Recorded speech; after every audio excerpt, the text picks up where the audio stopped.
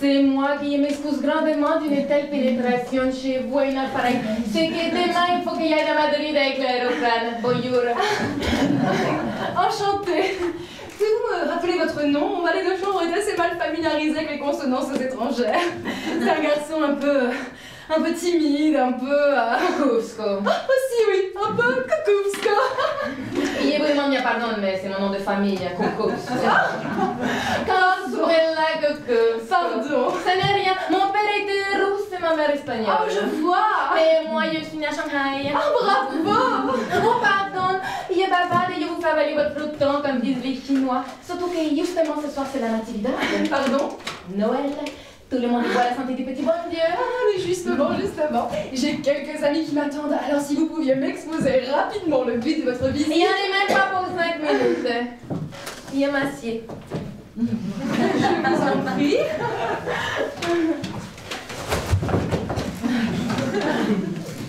Voilà. Il écrit un roman. Oh! Un roman d'amour. D'amour, naturellement. Il est partout, sauf dans les indicateurs de chemin de fer. Mais attention.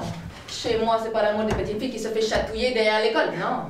C'est l'amour qui griffe, qui mord. L'amour de Santa Rosalina. Santa Rosalina, vous avez entendu parler, non? Oui, bien sûr, c'est une sainte. C'est une république. Ah, autant mieux. C'est une république de rien du tout grosse comme un caca de mouche. Juste entre l'Uruguay et le Paraguay. Un pays merveilleux, signora. Ah, mais je n'en doute pas. C'est plein de cactus, de mines d'or, de beaux garçons et de cow-boys qui font l'amour sans même lâcher leur pistolet. C'est incroyable. Je n'en doute pas, chère madame. Ceci. Oh, Dios míos. Yo, est-ce que vous pensez? Vous pensez, mais qu'est-ce qu'elle a cette folle à venir me parler du roman de Santa Rosalina? Je m'en fous, moi! Mais pas du tout, je vous La assure. vérité, c'est qu'il y a un problème. C'est que Santa Rosalina, c'est un pays où il y a mis les pieds. Et moi non plus, madame. Seguro que no, pero el señor Villardiel, oui. Des amis m'ont dit qu'il a grandement vécu en Amérique du Sud. Je comprends. C'est mon mari que vous voulez voir. Si, pour obtenir un renseignement. Bien. Cela fait longtemps que vous écrivez? Non. C'est votre premier roman? Si, et c'est aussi le dernier. Un roman dans une vie, c'est assez quand on l'écrit avec du sang. Du sang? Ça vous fait peur, le sang. Parce que tous les hommes et toutes les femmes, c'est pas autre chose que du sang sous la peau.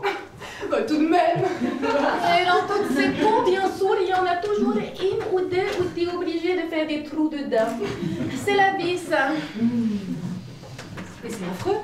C'est cela que vous appelez des romans d'amour? Vous ne trouvez pas que c'est de l'amour? Quand un homme tient dans ses mains les cœurs d'une femme et d'un peuple, vous trouvez pas que c'est beaucoup? Et qui t'en sert pour les manger tout cru? Vous trouvez pas que c'est trop? Tout cru? Si, signora, tout cru. Et dites, l'homme qui raconte sa vie dans le roman, il a trahi en union le cœur d'une femme et d'une république. C'est le retournement, non? Cela se pourrait bien. Quel homme? C'est El Caballero. À Santa Rosalina, tout le monde sait ce que ça veut dire. Et est-ce qu'il y a de plus beau dans le monde? Ce qu'il y a de plus dégoûtant. Ah, il est le soleil aujourd'hui. Et la boue demain. Oh, El Caballero. Et Dolores qui lui a donné sa vie. Dolores. C'est votre héroïne. Si, elle avait 19 ans quand elle est allée les mettre dans le lit de ce chien. Oh, c'est un peu tôt. C'est le climat de là-bas qui veut ça. C'est l'amour. L'amour, c'est une mauvaise herbe qui pousse par toutes les saisons. En tout cas, c'est un merveilleux sujet de roman. Oh, bravo. Il y a là-dedans un petit parfum exotique. Oh, j'adore les parfums exotiques. Si je comprends bien, cela se termine par la mort del Caballero. Dolores le tue. Si. Plutôt des fois cool. Qu'elle lui mette seulement la main dessous. Parce qu'il s'est sauvé. Comment il y a 12 ans à Santa Rosalina, tout le monde a cru qu'El Caballero est mort. Dolores aussi, elle a cru qu'il est mort. Mais il y a un bon Dieu là-haut, tu comprends? Et Dolores retrouve El Caballero. 12 ans après. C'est. Elle le tue quand même. C'est. Oh, mon Dieu, qu'est-ce que c'est dommage. On parlait de beaux personnages avec tant de passion qu'on les croirait vivants. Les tempéraments espagnols. Vous savez ce que c'est? Oui, j'en ai beaucoup entendu parler par mon mari. Que comme nous sommes différents de ces gens-là, nos autres princesses. Ah, personnellement, je serais incapable de tuer un homme dans ces conditions. Sur le moment, pas encore. Et 12 ans après, oh non. Ceci dit, j'ai peut-être tort. Ah, vous avez tort, signora. L'état en amour, c'est rien. Une goutte d'eau dans le feu. Même après 1000 ans. Même après la fin du monde, Dolores allait tuer Antonio.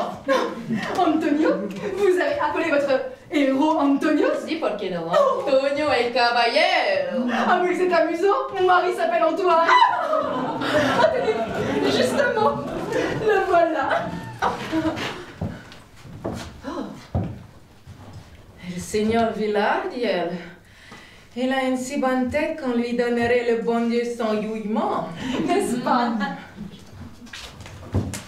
Évidemment, entre mon Antoine et votre Antonio, il y a un monde. Si. Il ne faisait pas fondre du sucre, celui-là.